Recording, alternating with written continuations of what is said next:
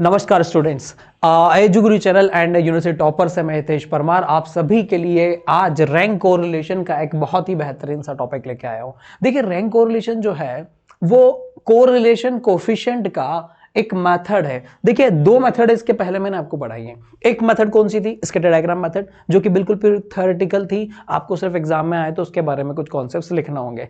Second method जो थी वो क्या थी? वो बहुत काम की मेथड थी। सेकंड मेथड थी Karl Pearson coefficient of correlation, right? याद है, बड़े से फॉर्मूलेज थे, बहुत सारे कॉलम्स और टेबल्स बने थे, राइट? वो चीजें आपको ध्यान रखनी है। और थर्ड जो मेथड इंपॉर्टेंट है वो है रैंक कोरिलेशन मेथड, राइट? चलिए रैंक कोरिलेशन मेथड से स्टार्ट करते हैं हम।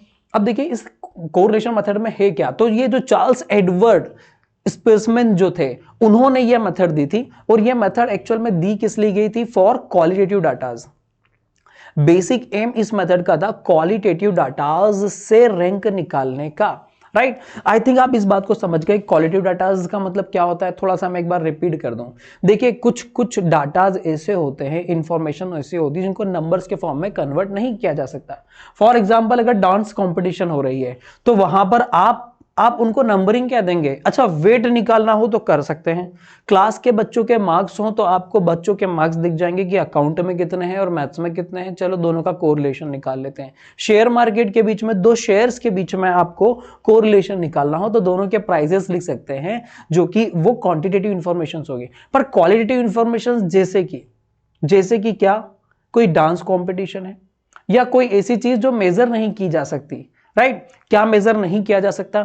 तो ऐसी चीजें जिनको हम good, okay, very good, excellent कह सकते हैं, वो नंबर्स के फॉर्म में नहीं आ सकती, राइट? हाँ, हम उसको नंबर्स के फॉर्म में बाद में कन्वर्ट करते हैं। कैसे? तो हम उसे बहुत एक्सीलेंट हुआ तो उसको कुछ मार्क्स देंगे, गुड हुआ तो उसको अलग मार्क्स देंगे, राइट? तो इस तरह से हम बाद में नंबर्स में कन्वर्ट करते हैं। तो इस तरह की जो इंफॉर्मेशन होती हैं उसमें भी कोरिलेशन निकालना हमें पड़ जाए तो हमें स्पेसमैन रैंक कोरिलेशन का यूज करना चाहिए। ये मेथड बहुत अच्छी मेथड है, ये दोनों केसेस में काम करती हैं, क्वांटिटेटिव में भी और क्वालिटेटिव में, राइट? तो यहां पर जो मेन बात जो मैं आपको बताने वाला हूं वो क्या है? तो ये मेथड जो होती है वो बेसिकली किस काम में आती है? तो वो काम में आती है क्वालिटेटिव इंफॉर्मेशन।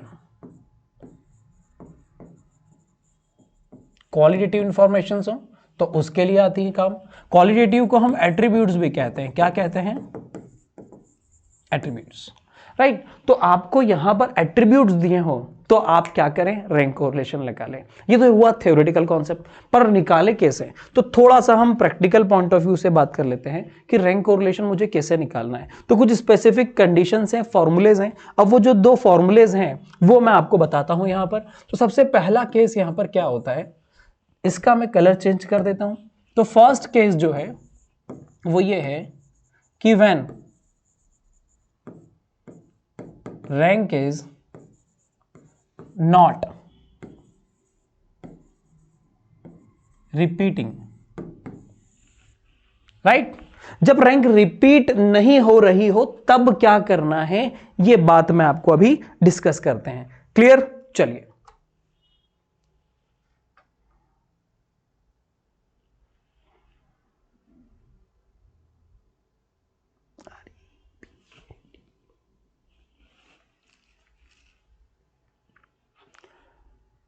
तो शुरू करें हम इस फॉर्मूले से, जरा समझिएगा।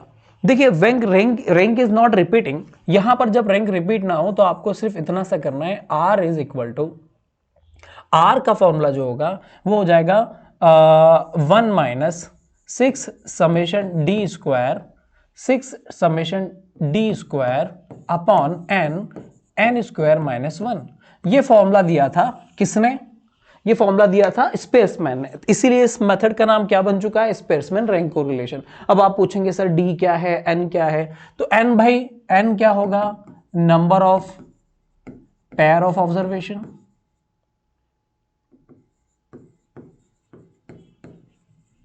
और डी क्या होगा?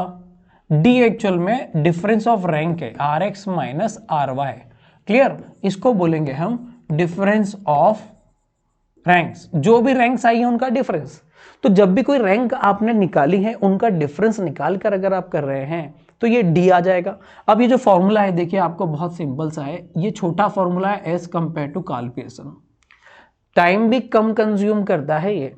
दूसरी मेथडों में क्या था, टाइम ज्यादा लग रहा था, ज्यादा टाइम लग रहा था मतलब क्या हो रहा था, आपका टाइम कंज्यूम हो रहा है और आपको रिजल्ट लेट मिल रहा है। हाँ, एक परेशानी है, आप सोचें कि उस मेथड से और इस मेथड से रिजल्ट सेम होगा क्या, तो नहीं, नहीं।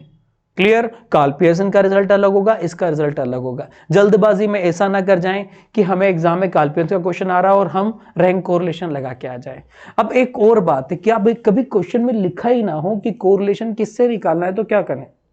तो देखिए, जब क्वेश्चन में नहीं लिखा हो ना कि कोरिलेशन किससे निकालना है, और अगर रैंक नहीं दी हुई हो, क्वालिटेटिव बातें नहीं हो, तो आपको Karl Pearson coefficient of correlation ही लगाना है, पुराना वाला, राइट। ये बात आपको ध्यान रखनी है, छोटी सी बात है। चलिए, है इजी ये method, when rank is not repeating. जब रैंक रिपीट नहीं है तो हमें इसको यूज करना चाहिए। करें सॉल्व।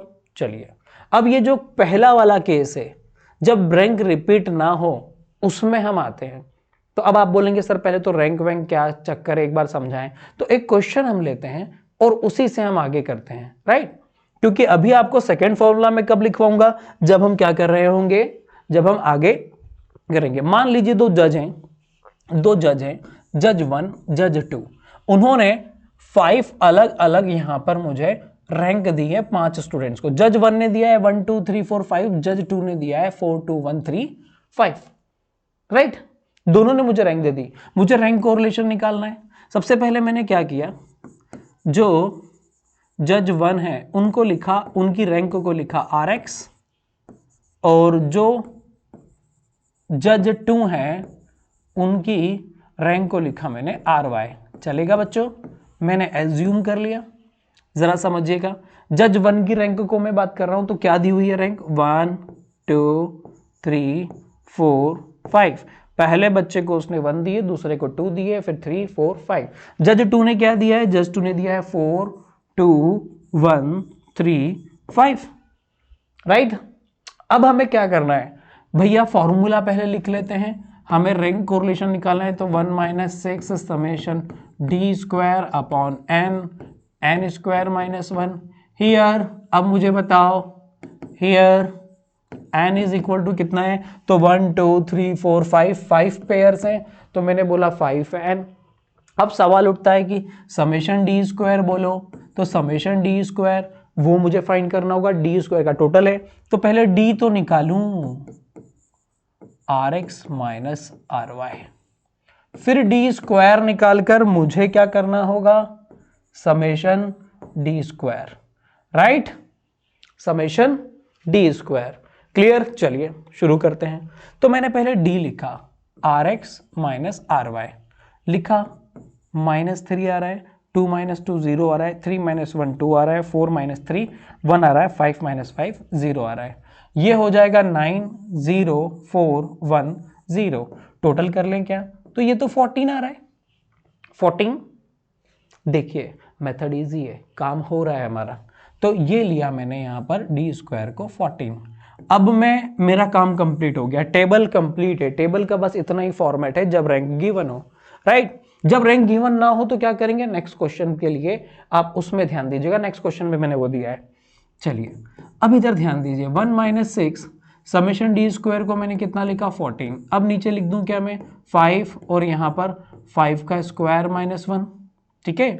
चलिए अब मुझे बताइए, प्योरली मैथमेटिक्स है, 6 × 14 करूं, अभी रुको।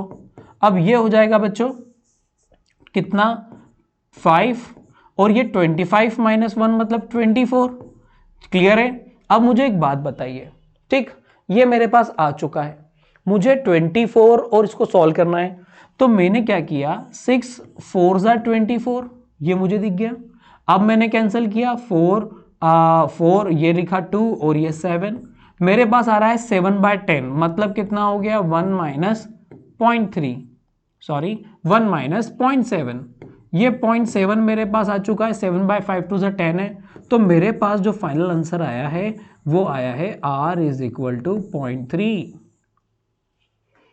R = 0.3। अब मुझे एक बात बताइए, R 0.3 आया, कोरिलेशन आया। अब ये कोरिलेशन की डिग्री पिछले लेक्चर में हमने बात करी थी, डिग्री ऑफ कोरिलेशन की भी, हायर डिग्री है या लोअर डिग्री है? तो आप बोलेंगे सर ये जो डिग्री है ये 0.3 है, मतलब किससे कम है? 0.75 और 0.25 के बीच में है, तो इसे हम क्या कहेंगे?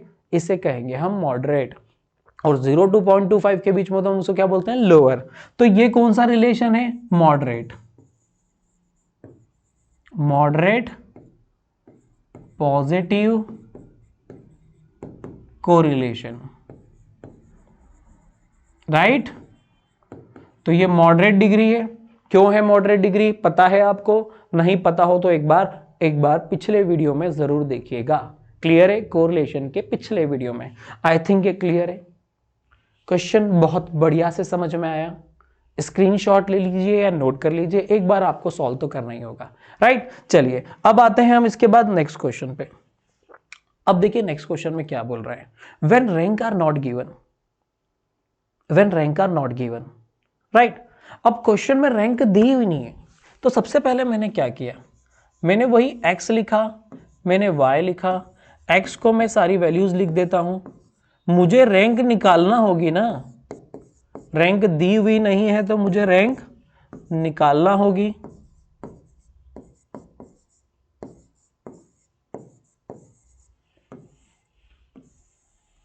मुझे एक बात बताइए, रैंक गिवन नहीं है तो क्या किया जाएगा? अरे रैंक गिवन नहीं है तो आपको इतना ही करना है, इतना ही करना है कि आपको यहां से ठीक है रैंक बनानी है। मुझे बताओ, मैंने रैंक ऑफ x और रैंक ऑफ y कॉलम पहले मुझे मिला हुआ था, अब मैं यहां पर निकाल रहा हूं। रैंक निकालने का बहुत बेहतरीन सा तरीका है। आप सोचें क्लास के मार्क्स हैं, राइट?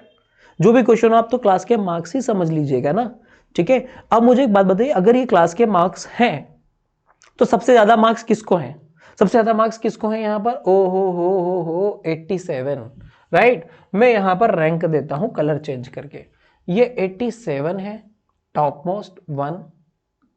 अब सेकंड पे कौन आ रहा है? 75।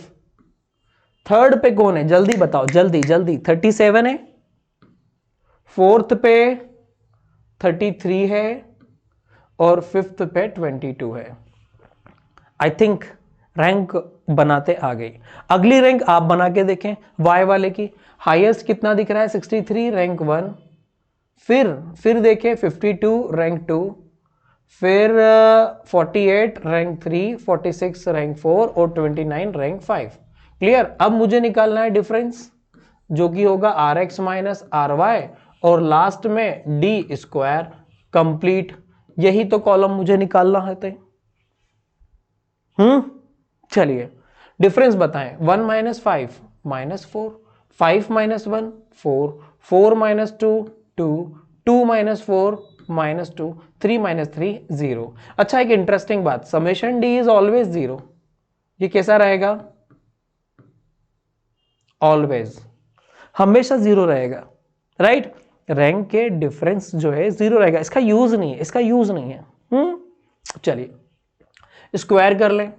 16 16 4 4, तो ये जो समेशन डी स्क्वायर है ये मेरा आ गया 40। कितना आ गया? 40 आ गया। बस अब करना क्या है, आगे बढ़ा जाए, ठीक है? आगे बढ़ते हैं, राइट? चलिए अब मुझे यहां पर करना क्या है, इस बात को जरा समझें, ठीक? आई थिंक ये पूरा क्लियर है आप सभी को। ठीक, एक मिनट, ये तो 0 है। अब आप मुझे एक बात बताएं, आगे बढ़ने के लिए अब मुझे यूज करना होगा फॉर्मूला।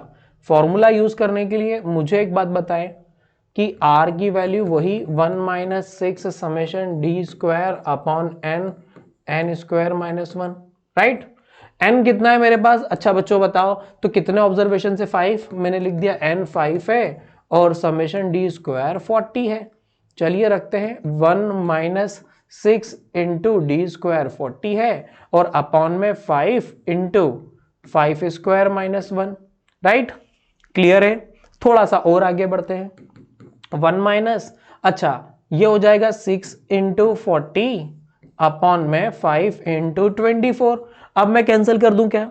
अच्छा 6 4 जा 24, 5 8 जा, अब ये 4 और ये 2, आंसर आ गया है 1 माइनस 2। ठीक है, आर की वैल्यू आ गई है -1। आई थिंक ये क्लियर है।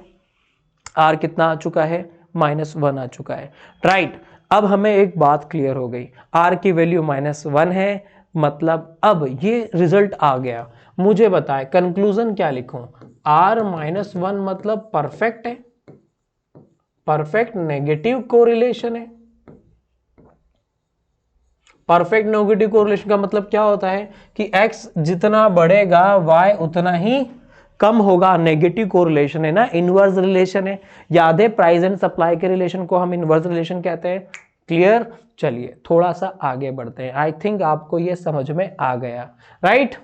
हमने दो टाइप कंप्लीट कर लिए, दोनों टाइप में हमने फॉर्मूला एक ही यूज किया था, ठीक है।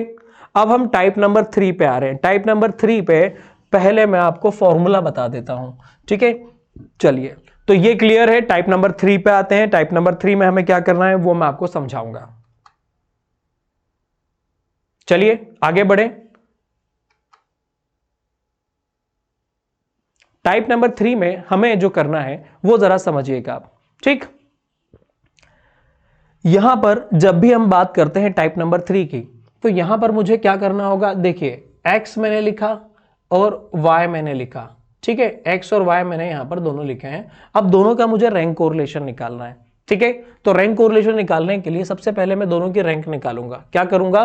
दोनों की रैंक निकालूंगा, ठीक है। तो दोनों की रैंक कैसे निकालते हैं ये चीजें हम